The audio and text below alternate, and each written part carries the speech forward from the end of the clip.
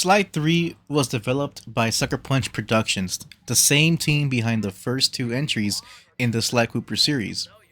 Released back in September of 2005 for the PlayStation 2, it marked the final Sly game developed by the original creators before they moved on to the infamous series.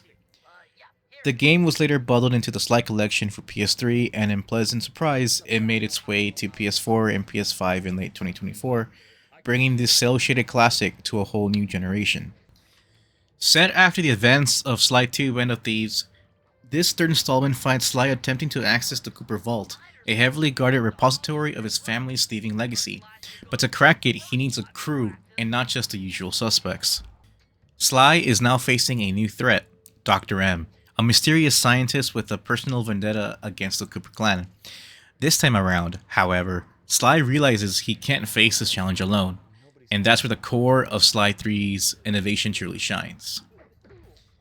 The gameplay in Sly 3 builds upon the solid foundation of its predecessors, offering that signature blend of stealth, platforming, combat, and puzzle solving. Sly Cooper and the Thievius Raccoonus was very linear and basic in terms of gameplay mechanics. Sly 1 was a traditional 3D platformer from back in the day, meaning that it had a hub world, and within that hub world there were levels, and within those levels you had your collectibles, whether it be the main collectible, which were the keys, or the side collectibles being the clues.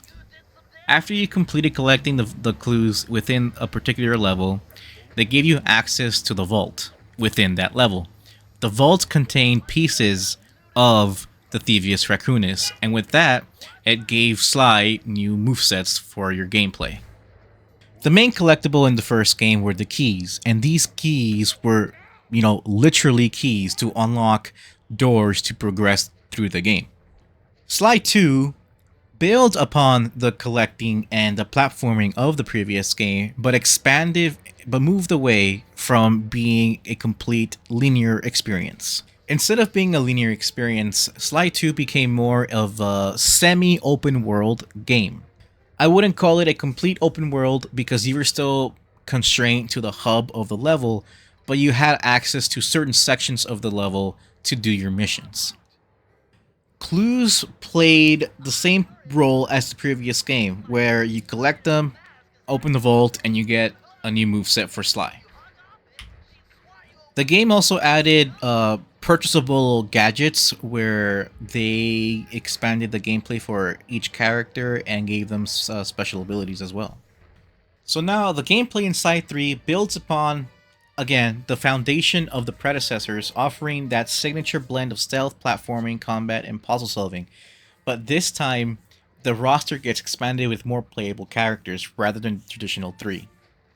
Sly 3 also added other gameplay mechanics such as flying planes, fighting pirates, and a small rhythm game as well. Now, the characters they added to the game to expand the roster, I feel like they were more of a expansion of Sly, Bentley, and Murray rather than being their own individual character. Let's take Penelope for example, one of the new characters added to the game. She focuses on RC gameplay. She has her RC car and her RC chopper. And the way I see it is that she's more of an expansion to Bentley because Bentley was the RC character in the previous game. Panda King also, I feel, is an expansion rather than his own character. He's the demolitions expert of the group, while again, Bentley is the demolitions expert of the group. Dimitri and Guru, I feel, are the most unique characters that were added to the game.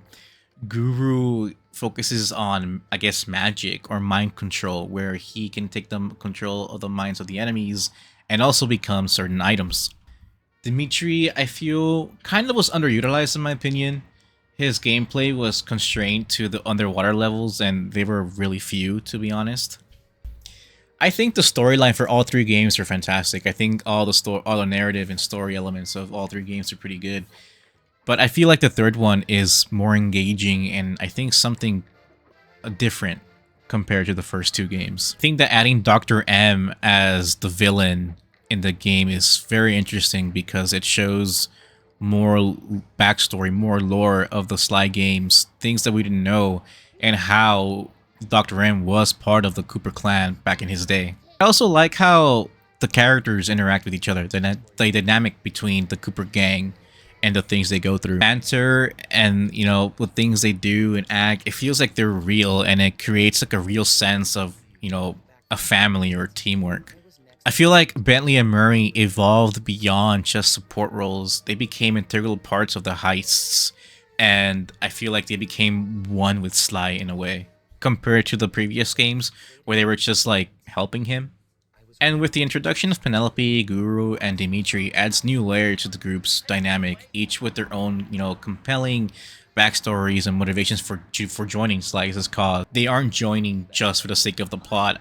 Each character has their own reasons. I think Panda King's reason is the most, I guess, compelling. He wants to rescue his daughter, and he wants, you know, redemption for his, you know, past. Now, visually, Slide 3 continues the comic book style cell shading the series is known for. I really like it. It's very colorful, it's clean, it shows a lot of expressive emotions within the characters. It's kind of perfect for a world of cartoon criminals and over-the-top villains.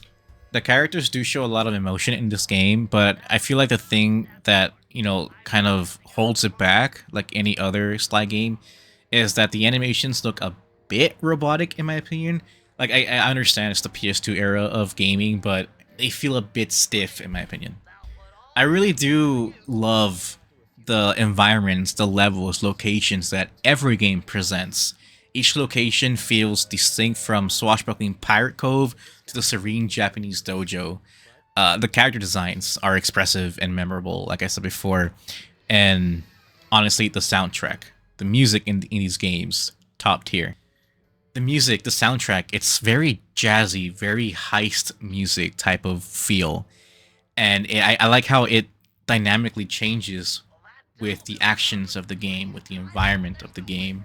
It's almost as if, and I don't know if this is cliche or cringe, but it's almost as if the levels and the music themselves are characters within this Sly Cooper universe.